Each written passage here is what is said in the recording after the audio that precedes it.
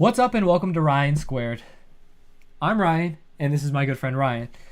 This is a show each and every week we want to bring you a topic where we talk it out and just share it with the world.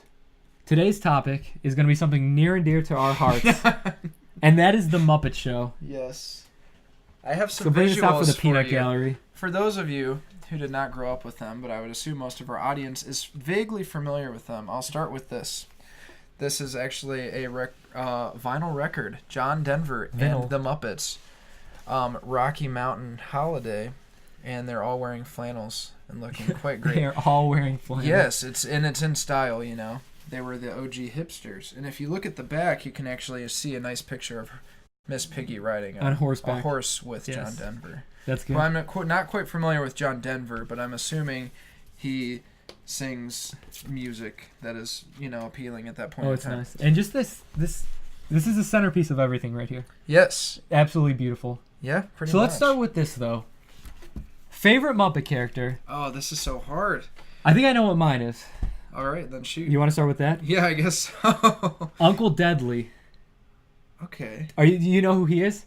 Vaguely. He's kind of like the villain in a lot of, the movies and all that nowadays. There's some games where they paint him as a villain too. He's kind of like he's got like the big humpback. Yes. Blue. Yeah. And that dude, amazing. Love him. I got a little figure of him on my desk when Palisades was making the Muppet toys and all that we show you all the time. Excellent quality. He just sits there perched up all day. Oh man. This is I really do love the Muppets. I'm very passionate about it. My grandma had like 3 movies growing up, and one of them was The Great Muppet Caper that I think I watched on VHS like 100 times because it was the only video she had. So that's what started this thing. But I think I would be like Janice might be one of my favorites. 'Cause she's like, okay. I could see that. I could picture that big time. Like you've said that for a while too. You've always had a high affinity with Janice. She's got the vibe down. She's a girl musician. What does she play? Guitar. Yeah. It's kind of cool. Or maybe bass. I don't know. Yeah, she probably does play bass. I think it might be guitar though. I'm not 100%. But yeah, I really like maybe her. Bass. She's pretty cool. But I also really like Zoot, the saxophone player. We could just go collectively the Electric Mayhem. Yeah. Is your choice because I could see that and I could see Animal being like that one's awesome too. Oh, and all Animal that. used to be my favorite forever. Yeah. He's a little wild, but he's always pretty cool. No, he's good. So yeah, safe to say anybody in that band is probably one of my favorite. Now, like ranking the movies, where would you land as like your favorite? Would it be Great Muppet Caper? Always. Really? Yeah. John Cleese is in it. Yeah. Like John Cleese's role, he only makes a cameo, and it is just perfect. If you look at the original Muppet movie, you have Steve Martin, and the cameos in the original Muppet movie is off the charts. Like it's like every other scene is a cameo of a famous actor or actress. Yeah. But where are you at? Where do you stand? Well, I'm just gonna say one thing that I love is Muppet Christmas Carol. It's snowing outside. Pop that on. So good. Warms your heart. But I don't know if I could choose like which one. Okay, this is definitely the best because they all have their like Muppet Treasure Island. Everybody loves that movie. Everybody talks about that. It's good. It's very good. I know, and then when you come up to even modern day Muppet movies. What are the modern day Muppet movies? Like define. Well, what's the one where Constantine's the villain? I'm trying to think. The ones with the dude from How I Met Your Mother. Oh, those were the new Muppet movies. Yeah, that's what I mean. With actual actors in them, like more actors than Muppets at this point in time. But that is like modern day what they're kind of giving you. Yeah. Or then again, there's also the TV show, which is kind of a shame that I don't know. Do you watch much of the TV show, or do you still need to watch all that? No, I gotta catch up. Yeah, because I know you're more for all the older kind of stuff. But even like the TV show was kind of like a Muppet spin on The Office. People want to say it's kind of true. It was definitely a fan service towards the Muppets, where it's like, if you didn't enjoy the Muppets, this was on TV. Okay, this is cool. Let's stick with it. But you didn't like go out of your way to watch it, and that was kind of like an issue with it. So then, obviously, after a season, it's like, it's not coming back, which is a shame. But that's not to say it wasn't a good show. My favorite thing of all of it though is like the intro music. It's like, I never looked it up or anything, but it's almost like a very like synthy electronic like. It's time to bump, but like remixed a little bit. It was amazing. That was like my favorite part of any of that. They also added in a bunch of, I don't know if I want to say new characters, but I know like there was an IT guy who was like a complete nerd.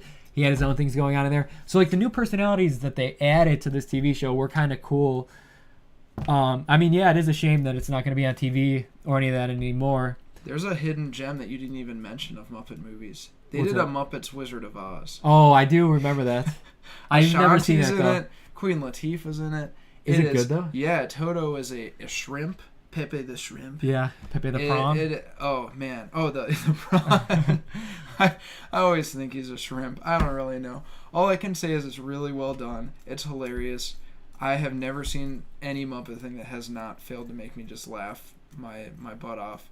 And I think it appeals to everybody because it was one of the early shows where parents could watch it with their kids that wasn't like Sesame Street. You know, Jim Henson was behind a lot, but it was a show that allowed parents to get their laugh. You know, you had famous musicians coming on the show, performing with them. Like, it's amazing. The fact that there's still a namesake today is pretty cool because there aren't many shows that have transcended, 30, 40 years, maybe 70s is when it came out, so probably longer. Yeah. No, that's a big thing. Let's talk about just the games for a minute. Now, they're not great, but they're definitely not bad by any means. They're fun. I will throw this out there. 2 weeks ago on Vita, there's this one game. So that's like the Sony handheld, like you play the 3DS, well, PlayStation made one too. And they have this exclusive game on there called Muppet Movie Adventures. And there were 5 different acts in there. However, none of them had anything to do with like any of the actual movies that were out or anything. But there was like Kermit on a pirate ship one, but it wasn't. Maybe it was a nod to Treasure Island, but it wasn't like blatantly that. And just like 5 different generic levels. It was definitely a fan service game again. You know, if you didn't like the Muppets, you wouldn't really play it. But it was just fun seeing where like Uncle Deadly was a boss on this one. You know, Dr. Bunsen and Beaker did this bad experiment. Now the vegetables are alive. You were Gonzo and you're going through this haunted house with the vegetables coming at you. And you got to stop it. So no, there were definitely some cool things in there. There's just so many good. Yeah. Like, you're just naming these characters, and I just can't. Like, well, see, but I'm always smiling because it just reminds me of all these great things that I've seen them in. But see, those were like the only redeeming factors of the game too, though, which is kind of the sad thing. But these characters were what made it good, worthwhile playing. The final boss in the game is Pepe the Prawn and all that. He gets like giant. It was such a pain to like. It took me an hour to beat this, and maybe it took me 2 hours to play the rest of the game. So that shows you like how mechanically flawed it was. But let's go back to some of the better ones, like Muppet Race Mania. You remember that one? Unbelievable. Yeah, it is good. It's good. You know, I think you look at games and you start any racing game, I feel like is based around Mario Kart. Yeah. For good reason, because it was probably the first one in existence at that point in time. Yeah. You gamers out there may know something that came out for Atari way before me and been like, no, you're an idiot. This was the first racing game. But to me, Mario Kart, I would say even from I'm not going to pull out. You're not going to pull out the Atari to play a racing game, but you'll pull out the Super Nintendo to play Mario Kart. Yeah. So I can really understand for most with people, that. It wasn't even that; it was the N64 for that. But Mario Kart 64 Golden. The Mario racing game or the Muppets racing game was on point. I mean, the graphics were a little sketchy. Played it with my brothers; they were getting so frustrated, but we were laughing the entire time. Oh, it's so good. I would say that there was never a dull moment playing that game, and they are fan service games. But no, that's a game. game. Games always sell to those fans. Yeah, but if you've never tried that game, remotely interested in the Muppets, definitely give that game a shot. Hit up your exchange. Look on Amazon. Yeah. Anywhere. Chances it's are so people cheap, are trying eBay. to get rid of it because, honestly, the graphics aren't the greatest, but it's so much fun. Who was from Muppets from Space? The Dr. Van Neuter was the boss in that like space level. Awesome. There's like boss battles with all these like I don't want to say minor characters, but ones that you don't see all the time. There's like the adventure thing that you can do. There's that little option. So good. And then another one was Muppet Monster Adventure for the PlayStation 1, which was more of like a platformer, story based. Last I played it was a really long time ago, but I remember it was good, and it's another good one to look at. I know also there's Muppet Party Cruise for the GameCube, which is kind of like a Mario Party clone. I don't remember much about that one, and then there's various Nintendo Game Boy ones out too. But I mean, awesome franchise, just everything about it. We're all loaded that kind of up. stuff. We got this comic. actually, and a comic. This is good. Plus, there are other comics. Remember, I framed in my room. I know those are amazing. They're not Muppet Babies or anything. But you can trend in like. The Muppet Show had a little spin-off as the Muppet Babies, which was actually a little successful thing. That's what I wanted to ask you, though, is how do you feel about the Muppet Babies? I loved it as a kid. I would literally wait for that show to come on With TV. Nanny? Yeah, it was great. Because, like, the Muppets were not necessarily a cartoon when we were growing up, but the Muppet Babies were. And it was a show that did not drive my parents crazy, which, let's be real, is not an easy thing to do when you're growing up and you want to watch TV and your parents want to watch TV. So you pick a show that's not going to drive them crazy. Yeah. Muppet Babies was usually a fairly well-received show because my parents knew what was behind it. I mean, they were, cool. Ralph the dog. Yes. Another top favorite. I love playing piano. He's like the coolest thing. I love dogs. Dogs, pianos, Ralph the dog. No, he's the man. So. He's a good one. But no, yeah, Muppet Babies was great too. I mean, you slap Jim Henson's name on it. I don't want to say it's going to be quality, but for us, it's something that always interests us. Well, was it Dark Crystal the other movie that he did? He was behind the Dark Crystal, which is really interesting.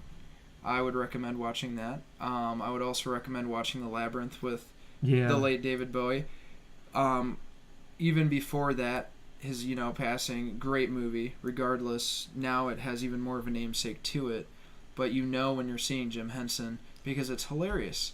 And he makes it so that it's not just for one audience; it's for everybody. Exactly. That's the point of it it all. sounds. Some people would be like, "Dude, that's so lame." It's like, no, it's not. Like, if you can go with like your little, if you have like a niece or a nephew, whatever, take them with you, and it's safe. Yeah, it's a pretty good feeling.